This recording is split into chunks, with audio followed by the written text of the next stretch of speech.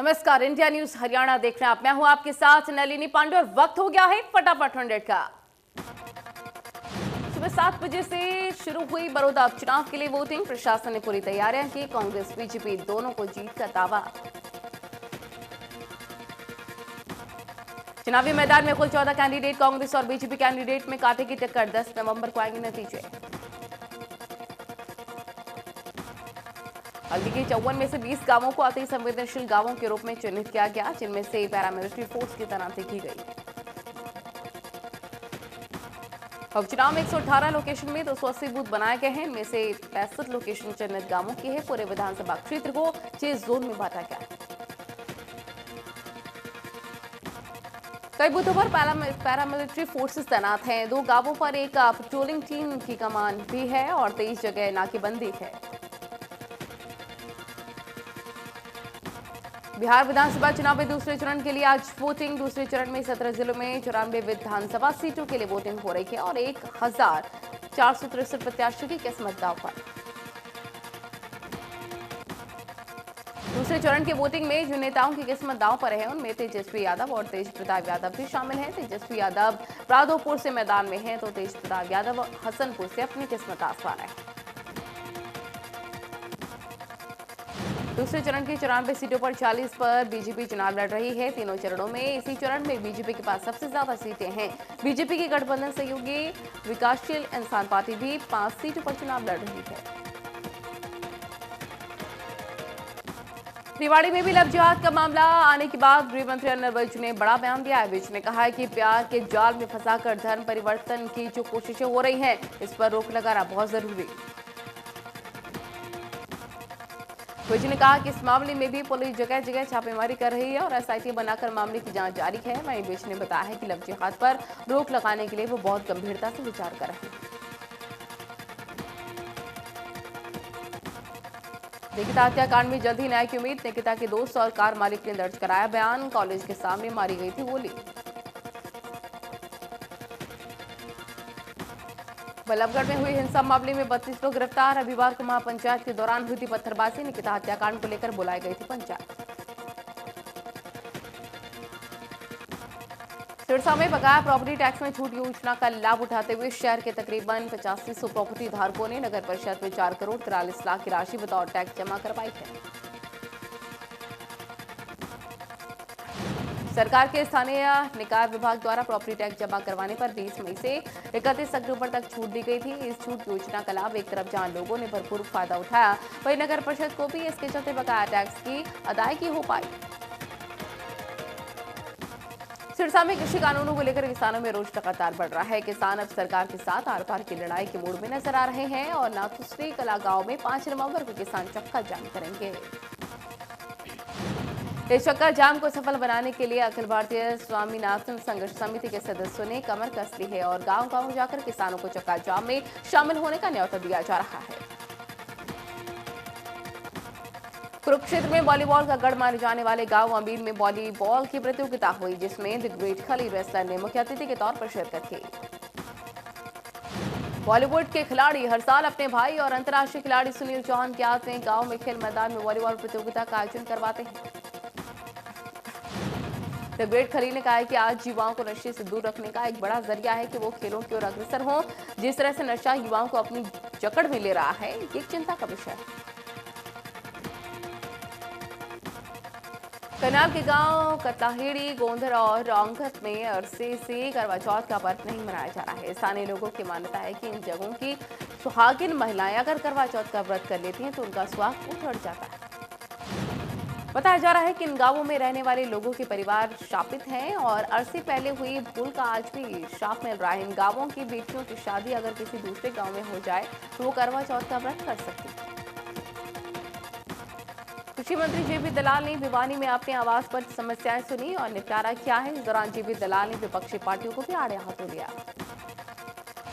कांग्रेस के सत्याग्रह आंदोलन पर पलटवार करते हुए जेपी दलाल ने कहा कि कांग्रेस किसानों के लिए नहीं बल्कि सत्ता के लिए आंदोलन कर रही है। लोग समझ चुके हैं कि कांग्रेस ने 60 सालों में विकास के मामले में देश को धोखा दिया।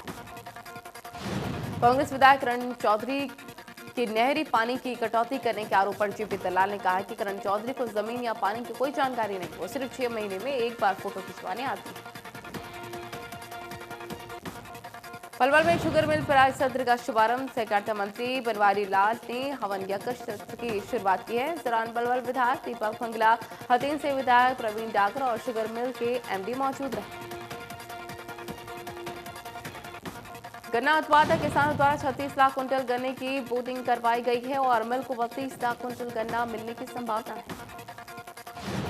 सहकारिता मंत्री डॉक्टर बनवारी लाल ने गन्ना उत्पादक किसानों से अपील करते हुए कहा है कि मिल में साफ सुथरा गन्ने की सप्लाई करें ताकि रिकवरी ठीक से हो सके। इस अवसर पर पलवल विधायक दीपक फंगला, हथीन विधायक प्रवीण डाकर मौजूद रहे। गुरुग्राम में रेड क्रॉस की तरफ से अब एक नई मुहिम शुरू हो गई है। कोरोना के चलते अब ड्राइविंग लाइसेंस की ट्रेनिंग नहीं दी जाएगी। पहले रेड क्रॉस से एक दिन की ट्रेनिंग लेना अनिवार्य था, लेकिन अब वेबसाइट पर जाकर रजिस्ट्रेशन करके ही अपना सर्टिफिकेट हासिल किया जा सकता है। वेबसाइट पर जाकर कोई भी व्यक्ति अपना रजिस्ट्रेशन करके आ सकता है, तो उसे आसानी से सर्टिफिकेट भी रेड क्रॉस की तरफ से दिया जाएगा। यही नहीं, इस योजना के तहत लोगों को बड़ा फायदा भी मिलेगा। महेंद्रगढ़ के यादव धर्मशाला में राहत ग्रुप द्वारा रक्तदान शिविर का आयोजन किया गया। इस रक्तदान शिविर के दौरान सामाजिक न्याय और अधिकारिता मंत्री ओम प्रकाश यादव ने बतौर मुख्य अतिथि शिरकत की। यहाँ पर उन्होंने रक्तदानों को बैच लगाकर सम्मानित किया।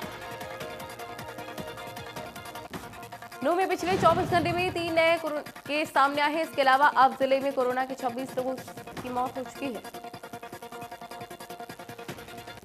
कोरोना काल के बाद अब हरियाणा में भी शिक्षा विभाग ने स्कूल खोल दिए हैं। स्कूलों में 9वीं से 12वीं क्लास तक के बच्चे आएंगे और सुबह 9 बजे से 12 बजे तक पढ़ेंगे। स्कूल खोलने के पहले दिन शिक्षा विभाग की तरफ से सुपर 100 परीक्षा का आयोजन भी किया गया है। फतेहाबाद में परीक्षा में सैकड़ों बच्चों ने हिस्सा लिया। व्यवस्था का जायजा लेने के लिए जिला शिक्षा अधिकारी मौके पर पहुंचे। इस परीक्षा में 750 बच्चों का चयन किया जाएगा, जिन्हें आईआईटी की कोचिंग शिक्षा विभाग की तरफ से मुफ्त में दी जाएगी।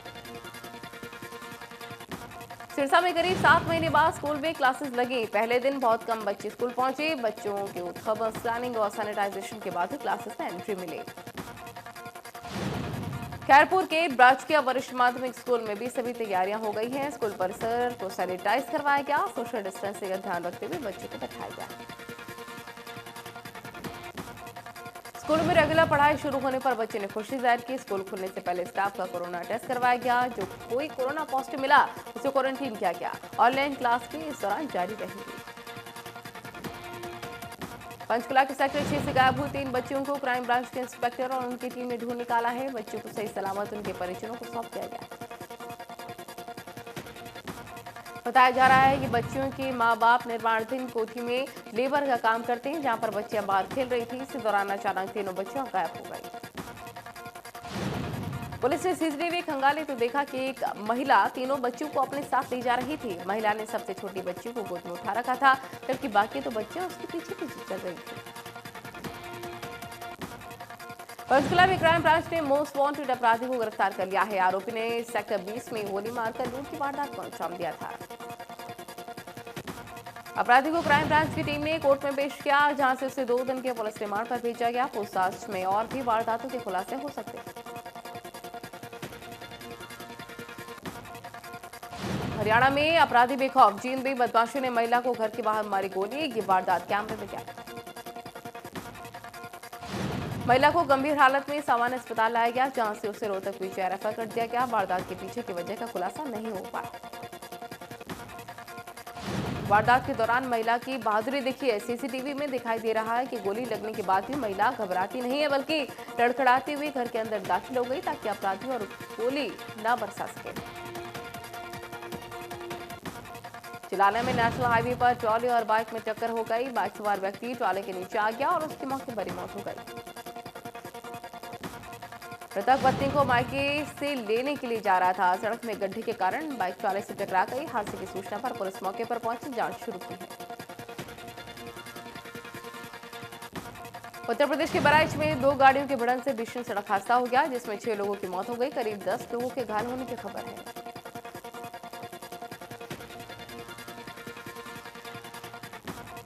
फतेहाबाद पुलिस ने नकली सोना देकर लोगों को ठगने वाले गिरोह के 6 सदस्यों को गिरफ्तार किया। पकड़े गए सभी आरोपी रतिया इलाके के रहने वाले हैं। पुलिस ने ठगों के खिलाफ केस दर्ज किया।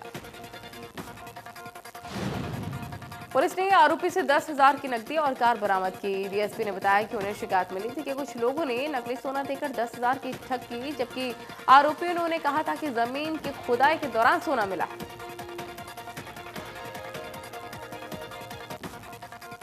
अम्बाला में सफाई कर्मचारी को हटाए जाने के खिलाफ नगर पालिका कर्मचारी संघ ने नगर परिषद में रोष जाहिर किया और सफाई कर्मचारी की बहाली की मांग की। परिषद के एक कार्यकारी अधिकारी ने आश्वासन देकर कर्मचारी को शांत कराया। उन्होंने कहा कि वो कर्मचारी नेताओं के साथ निगम कमिश्नर की बातचीत करवाकर मामला हल करवा देंगे। फतेहाबाद में मूंगफली की खरीद न होने से किसानों ने सड़क पर उतरकर प्रदर्शन किया है। किसानों ने मार्केट कमेटी सेक्रेटरी का घेराव किया। 2 नवंबर से प्रशासन मूंगफली की सरकारी खरीद शुरू करने वाली थी। प्रशासन ने मेरा फसल मेरा ब्यौरा के तहत किसानों को मैसेज भेजा था, लेकिन बाद में मूंगफली को खरीदने से इनकार कर दिया।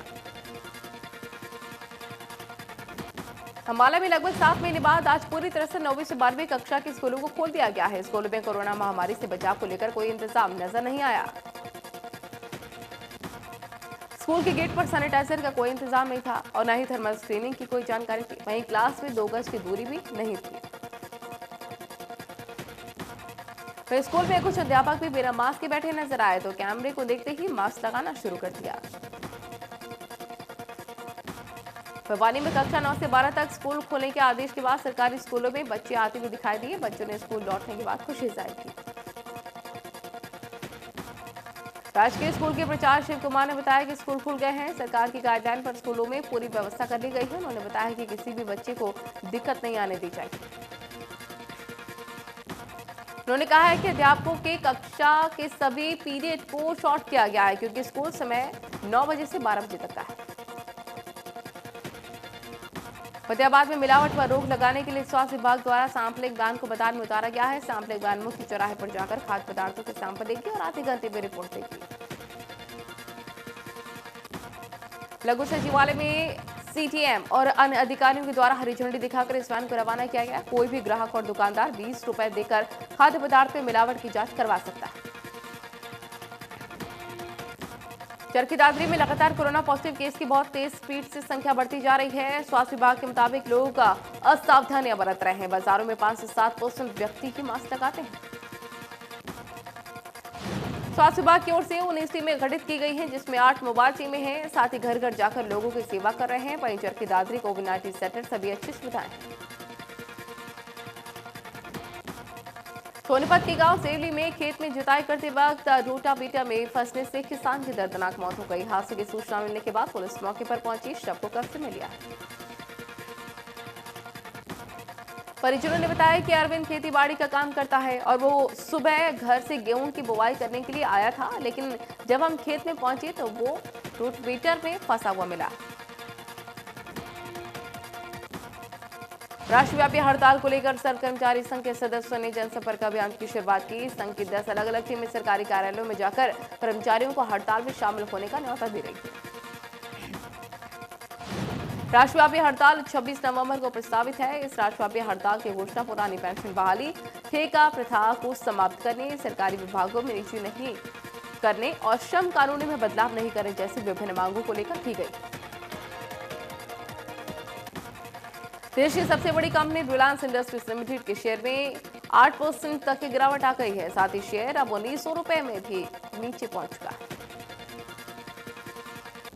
राजस्थान सरकार ने दिवाली से पहले पटाखों की बिक्री पर लगाई रोक। दिवाली पर आतिशबाजी करने पर भी लगाई रोक। कोरोना मरीजों के लिए हानिकारक है पटाखों का धुआं। जम्मू कश्मीर के बाद मेघालय में भूकंप, कई इलाकों में महसूस किए गए भूकंप के झटके। रिक्टर स्केल पर 4.4 रही भूकंप की तीव्रता। करनाल पुलिस ने ब्लाइंड मर्डर की गुत्थी को सुलझा दिया है। पुलिस ने इस मामले में एक आरोपी को गिरफ्तार किया। फरीदाबाद में जज्बा फाउंडेशन छात्र संगठन ने विशाल चित्र बनाकर लोगों को कोरोना वायरस के बारे में जानकारी दी। पीपीई किट पहनकर भी लोगों को मास्क और सोशल डिस्टेंसिंग के बारे में बताया है। गुरुग्राम के वजीराबाद गांव में फर्नीचर के गोदाम में भीषण आग लग गई। आग लगने से लाखों का सामान जलकर खाक। कोरोना की दूसरी लहर से नहीं बच पाए डब्ल्यूएचओ के प्रमुख टेड्रोस अधनोम। डब्ल्यूएचओ प्रमुख की कोरोना रिपोर्ट पॉजिटिव आई है। एहतियात के तौर पर खुद को किया क्वारंटीन। देश में 24 घंटे में 37,592 नए केस मिले। 497 मरीजों की मौत। 82,66,000 से ज्यादा टोटल केस। 5,40,000 से ज्यादा केस एक्टिव। महाराष्ट्र में कोरोना से एक दिन में हुई 104 मरीजों की मौत। कुल मौतों का आंकड़ा हुआ 44,000 से ज्यादा। अब भी 1,18,777 केस एक्टिव। तमिलनाडु में कोरोना से हाहाकार। एक दिन में 2,181 नए केसेस। अब भी 19,504 से ज्यादा एक्टिव केस। तब तक 11,183 से ज्यादा की मौत। उत्तर प्रदेश में कोरोना से लोगों का बुरा हाल। एक दिन में मिले हैं 1,777 नए केसेस। अब तक 4,55,498 से ज्यादा मरीज रिकवर। 23,035 case active. राजस्थान में कोरोना के 15,000 से ज्यादा एक्टिव केस हैं। एक दिन में 1,748 नए केस आए सामने। मरीजों का आंकड़ा हुआ 2 लाख के पार। दिल्ली में लगातार बढ़ रहा है कोरोना। 24 घंटे में सामने 4,000 नए केस। 42 लोगों की मौत हुई। 33,000 से ज्यादा एक्टिव केस। आंध्र प्रदेश में एक दिन में आए कोरोना के 1,916 नए केस। मरीजों का आंकड़ा हुआ 8,27,000 के पार। 22,000 से ज्यादा केस एक्टिव। हरियाणा में कोरोना मरीजों का आंकड़ा हुआ 1,68,000 के पार। बीते 24 घंटे में मिले 1,566 नए मरीज। 15 की मौत। एक्टिव केसेस 12,634 से ज्यादा। गुरुग्राम में 398 नए मरीज। 1 की मौत। कोरोना से अब तक 3,799 केस एक्टिव। 30,000 से ज्यादा कोरोना के कुल केसेज आ चुके हैं सामने। फरीदाबाद में कोरोना संक्रमण के 1,276 केस एक्टिव हैं। 25,816 कोरोना के कुल केस आ चुके हैं। 24 घंटे में 223 नए मामले। सोनीपत में 77 और हिसार में 157 लोगों की कोरोना से पुष्टि। रेवाड़ी में 115 नए मामले। पूरी दुनिया में कोरोना के आंकड़े हुए 4,73,00,000 के पार। अब तक 12 लाख से ज्यादा मरीजों ने गंवाई जान। पूरी दुनिया में अब भी 1,20,00,000 के पार एक्टिव केस। अमेरिका में कोरोना ने जमकर तबाही मचाई। कुल मरीजों की संख्या 95 लाख के पार। अब तक 61,58,000 से ज्यादा मरीज रिकवर। कोरोना के मामले में पूरी दुनिया में तीसरे नंबर पर ब्राजील। अब तक 1,60,000 से ज्यादा मरीजों ने कोरोना के चलते जान गंवा दी। कुल मरीजों की संख्या 55,54,000 के पार। रूस में कोरोना के मरीजों की लगातार संख्या बढ़ रही है। कुल मरीजों की संख्या हुई 16,55,000 के पार। अब भी 3,90,000 से ज्यादा एक्टिव केस हैं। 28,473 मरीजों की मौत।